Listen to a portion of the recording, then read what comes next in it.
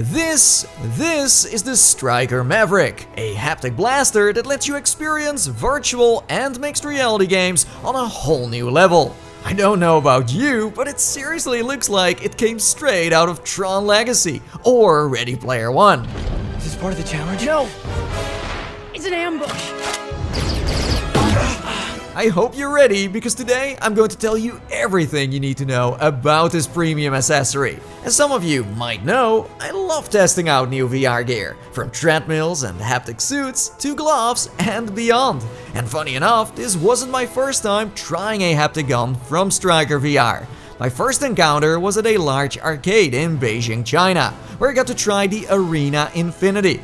It truly made me feel like a super soldier from the future. Now, years later, Striker is aiming to bring their arcade blasters to consumers as well. And when I saw them soft launching the Mavrik online, I reached out to see if I could try one. And to my surprise, they were happy to send one over.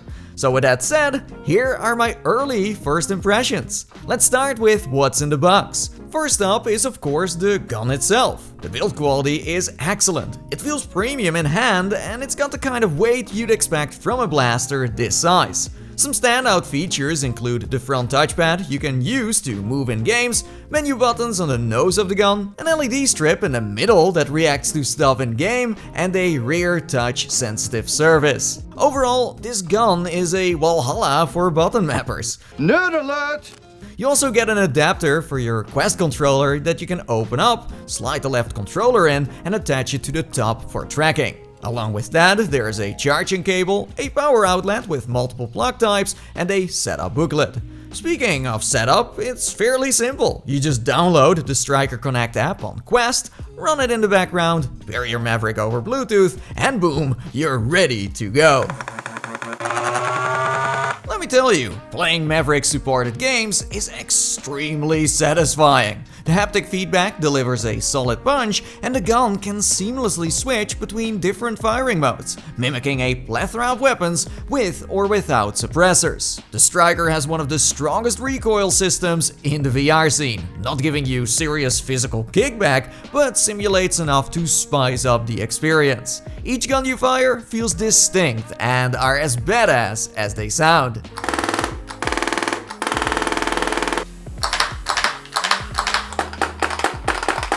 Next to weapons, it can also simulate things like explosions, buildings collapsing, and more. And I thought it would be kinda gimmicky, but it's actually a nice addition to the experience. In general, the responsiveness is on point. Never did I have a problem with latency and/or tracking. The only time it struggles is when you start blind firing, as the Quest then sometimes loses sight of the controller and goes flying. A bit of a missed opportunity is not adding rubber grips. Due to its glossy material, sweaty hands are your worst enemy.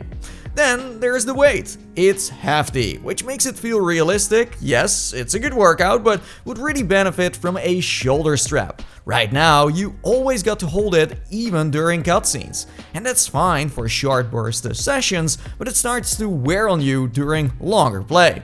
Say hello to my little friend! Because the gun is made out of one piece, modularity is a bit of a problem. In this game, for example, that you see right now, it feels odd holding what's clearly an assault rifle in real life, shooting a small pistol in-game. It works, sure, but personally I don't find it exactly immersive. Thanks to its unique shape, there is enough space to allow for a manual reload, should a developer ever choose to implement one. The titles I played were all doing it for me. So next to that, I could only physically move, but I am curious to see how well games would work with its touchpad versus a traditional thumbstick. In terms of charging, it uses a USB-C cable, although with its small library, I never got to the point it ran out of juice, so I'm afraid I can't give you any exact numbers. Anyways, the elephant in the room here is definitely its price. Oh, the Mavrik currently goes for a whopping $500, and let's be honest, that's a serious investment. It's a bold strategy, Cotton. Let's see if it pays off for him. Especially considering you'll also need a VR headset. At the moment, it only supports Quest 3 and 3S, meaning your total setup lands somewhere between $800 and $1,000. Of course, it's nothing new for hardcore VR veterans to drop serious money on things like treadmills or haptic suits, and that's probably who StrikerVR is targeting here. But if the price doesn't scare you off, the next obstacle may be the content. The Mavrik only comes with 3 games right now, and while they're fun, they're not on the level of Half-Life Alyx or other AAA VR titles. Instead, it's being bundled with Undercover, Tower Tag, and Laser Limbo, games that you'd pay a few bucks for in a real arcade, but not quite enough to justify owning the full package at home. Recently, Striker did announce their 4th game, and while these titles are entertaining, it's still a pretty weak lineup for a soft launch. I wasn't expecting to be faced with over 100+ supported games, but ideally they could have gone for a select group of not only arcade, but also popular shooters we already love. Titles like Contractors, Onward, Ghosts of Tabor, or Pavlov would instantly make this peripheral far more appealing.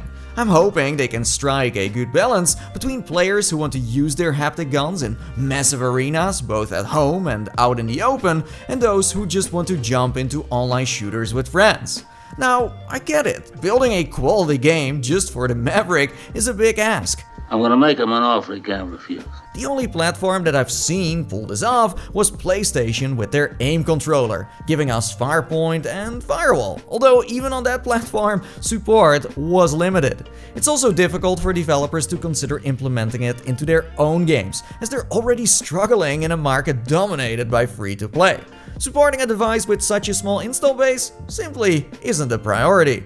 Still, StrikerVR could take a lesson from companies like bHaptics or CatVR, who are pretty much in the same boat. They build software that hooks into existing games and having users create special profiles. That would open up way more possibilities and lets players use the Mavrik however they see fit. A good start would be supporting it outside the mobile Quest ecosystem and making it compatible with PCVR and PlayStation VR. Striker has said they're open to expanding to other platforms, so time will tell what this brings. The extra USB-C port on top and long rail system does suggest that there is room for growth. I think a collab between them and Predoc's UEVR scene would be a logical next step, to get a lot more eyes on their peripheral and being able to advertise it alongside mods like Halo and Crysis. And there you go, those are my early first impressions of the Striker Mavrik's soft launch. I'm looking forward to seeing how this accessory evolves from here.